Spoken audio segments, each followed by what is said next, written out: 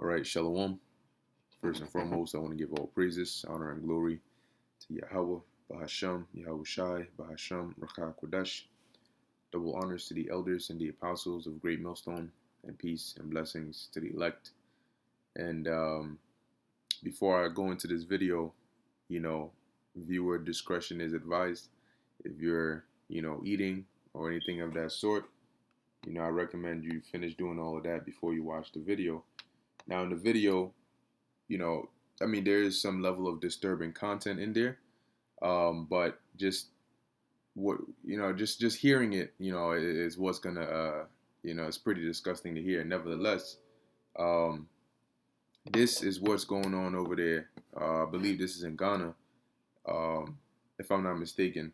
But pretty much, it's in the Akan language, the Akan tongue. So as they speak, I'll translate it. I'll translate what they say as best as I can. But in a nutshell, you had these individuals, all right, that were I believe they said they were arrested because they found out they found out that they were digging up dead bodies from the graves and they were eating them. They were roasting them, seasoning them, and they were eating them. And so I play the video and then you can hear what's going on there, man. But it's pretty foul and very, very, very disturbing. Okay, but these are Israelites too over there in Ghana. These are Israelites, and you think Jake here is bad, because typically you think, yeah, Jake is destroyed. Israelites here, they're in a very horrible condition, the state of mind and all that, yeah. But you also have Israelites in other parts of the world that also have their version of wickedness and madness that they do as well. So anyway, it's not gonna be a long video, so let me go ahead and play it. Ebusia, Erade Shiro Bibiara. Where breaking news? Asem we esinura ewo bu okun kwanta. So he's saying that this is breaking news. This is what happened yesterday. Kwanta Chirak techima kwan no so. Emrante mienu yi apos fo achi wo mo. He said these two men right here have been arrested already by the police. Wo mo etumi akotu funu. They basically had the audacity to go and dig up graves. And they roasted the meat, the dead bodies, and they're eating it. So they basically they dug up graves, they roasted the bodies, and they started eating it in an uncompleted building, right? Like some somewhat structured building, basically so nobody would see them.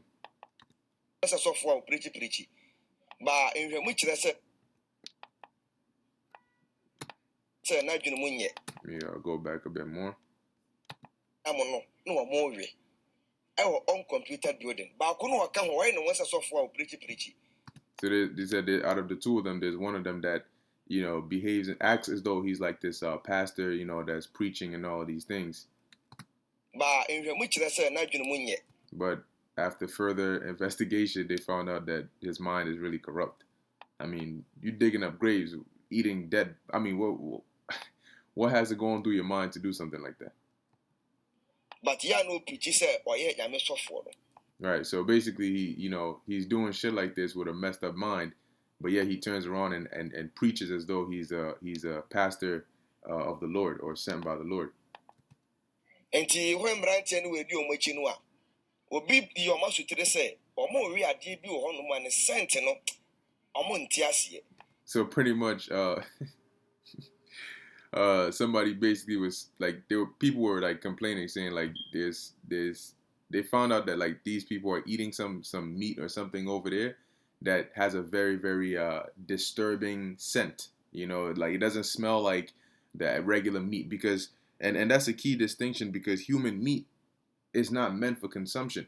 If you you say you buy a chicken, you prepare it, and then you fry it or you roast it. Everybody knows what chicken smells like: fried chicken, roasted chicken. There's certain sense. Damn, that's you don't get that when you fry or roast human meat, because human meat is not made for consumption. So when the person or people smelt that, they made that complaint. They were saying, "Yo, there's something off about this, man. They over there eating some meat that does not smell pleasant or you right at all."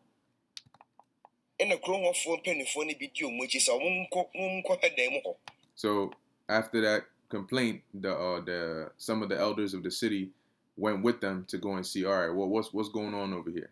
To look into it.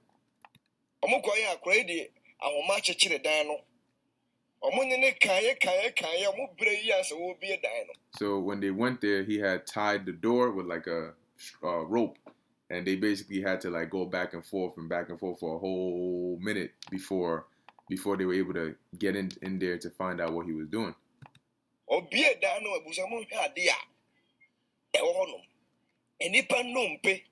So once he opened the door, what they saw was the bones of the dead bodies. Yeah, the bodies of their bones for their legs, their arms, all of that. So some in here, some in here. The video is not the clearest, but basically.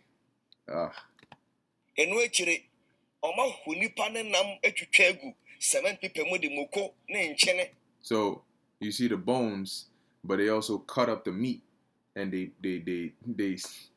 they cut up the meat and they seasoned it with pepper and salt, and they put in like the cement bags over there, and that's basically what they were eating.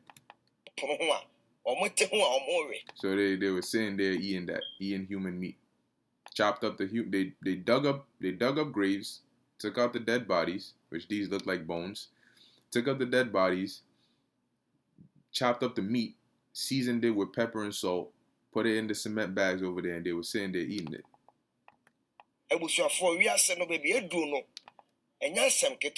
He says that at this point where the world is at, this is pretty much out of hand. This is crazy. He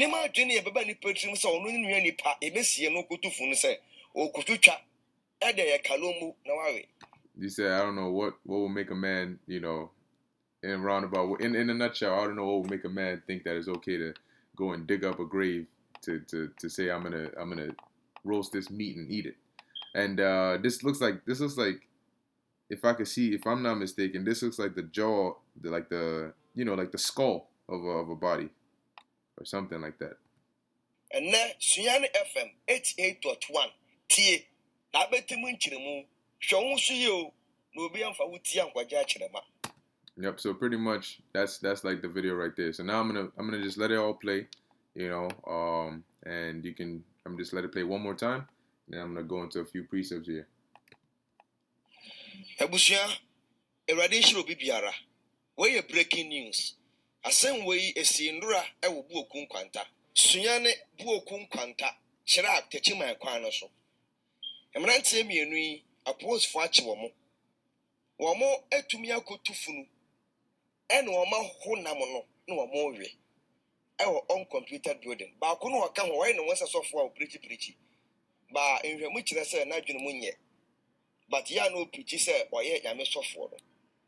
Enti ho emrante no we di omachi no a obi yo ma sutire se omo we ade bi wo hono ma ne sent no omo nti ase ene kro hofo penifo ne bi di omachi se omo nko hedan mu ho omo ko ya akra di ahoma chechire dan no omo ne kaye omo bre yi anse wo bi dan no obi dan no abusa mo hwe ade a e wo hono enipa nompe nipa nan nipa nsam dompe ne gu hono ma wo hwe enu akire oma hunipa ne nam atwitwa agu cement pipe mu de moko ne nkyene apono ho a omote ho a omowe abusuafo wiase no baabi edu no enya asem ketwa minnim adwene ye beba ni petrim se ono nua nipa ebesie no kotufu no se okututwa ade ye kalomu na wawe enne Sunyane FM 88.1 tie na betimu nkyiremu hwo so ye o na obi amfa wuti ankwaja akirema. So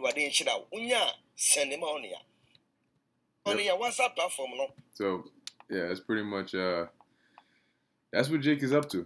That's what Jake is doing over there. I mean, no words, man, no words. Let me just get a couple of precepts. This is the book of Isaiah, chapter 1, verse, because this made me think of this right here. Where is it at? Yep, Isaiah 1 and 5. It says, "Why should ye be stricken any more? Ye will revolt more and more. The whole head is sick, and the whole heart faint." And we typically, when you break it down, you go into how, you have Israel that, or Israelites that, at this point, regardless of the punishments and the captivities that the Lord has put upon us, they still do not get it. They're still continuing in their ways of wickedness. So now the Lord is basically saying through the mouth of Isaiah, what's the point in even punishing you, anymore? It's not going to do anything. You're just going to keep on revolting and revolting against the instructions that the Lord has set. Right now it says the whole head is sick and the whole heart faint, which is true. Because it's not just the Israelites that are here in America or in North America or in South America or in Europe. You have the Jake Israelites that are in these other parts, western coast of Africa. There's a whole lot of wickedness that goes on there as well.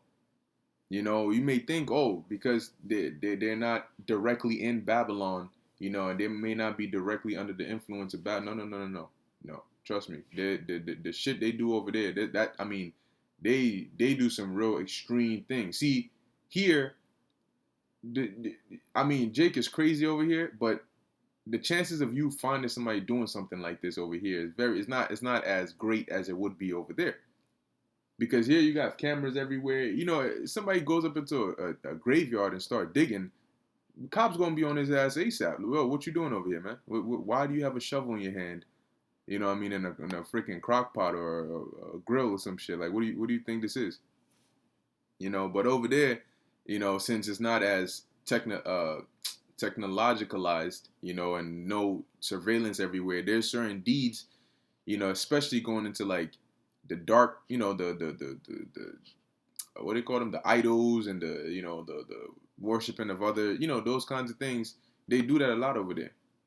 Sorceries and enchantment, all that BS, on top of other levels of wickedness. So in addition to that, they are influenced by what's going on over here as well. So they're not exempt. All right, they wild as hell. They just as crazy over there as well. So the next precept I wanted to get is, and this is why the Lord is going to bring judgment. But nevertheless, the another point to this is, this is what people are doing now. Why they do this, I don't know if they couldn't afford to buy food, or if they just had well, they definitely had demons on them. But if it was from a standpoint of starvation, or if it was from a standpoint of just the demon just said, yo, you don't get to work, whatever the case may be. But the scriptures talk about cannibalism. Now they took it a step further and went necro cannibalism, if that's even a word. But the scriptures do talk about cannibalism. And if people are able to do things like this already now, what do you think others are going to be doing when they're actually on the brink of starving to death? You think it's going to be a hard thing for them to look around if they're in a group and say, find the weakest link and put them to death, and let's let him take one for the team. Okay, this is that's why the scriptures say that it's going to be a time like never before. You're hearing and seeing things happening on the earth, things that have never happened before, things that you've never really, it's like these are wild, crazy things. All right, and it's only getting worse. Now, this is the book of 2nd Ezra, chapter 15, verse 57. It says, "Thy children shall die of hunger, and thou shalt fall through the sword.